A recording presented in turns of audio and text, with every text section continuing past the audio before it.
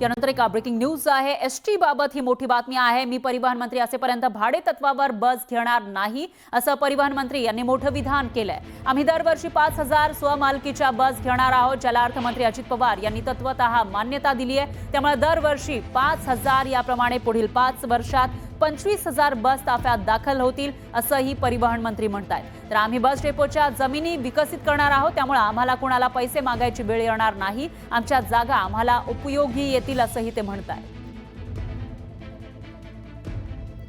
आणि याविषयी अधिक माहितीसाठी आपल्या प्रतिनिधी प्रणाली कापसे आपल्या सोबत फोन लाईनवर जोडल्या गेल्या आहेत। प्रणाली, काय सांगाल? आतापर्यंत बऱ्याचशा बसेस या भाडे तत्वावर घेतल्याचं बोललं जात होतं आणि अशामध्ये आता एक मोठं विधान परिवहन मंत्र्यांनी केलं आहे। नेमकं काय नियोजन आहे?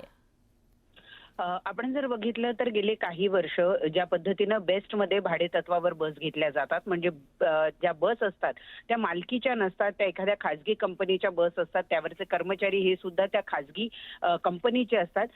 हे प्रमाण वाढू लागलेलं होतं बेस्टची, त्यामुळे एक मोठी दुरावस्था झालेली आहे। असाच प्रकार एसटी मध्ये केला जात होता, परंतु नवीन परिवहन मंत्र्यांनी हे स्पष्ट केलेलं आहे की यापुढे भाडे तत्वावर बस घेतल्या जाणार नाही, किमान मी असेपर्यंत तरी भाडे तत्वावर बस घेतल्या जाणार नाही।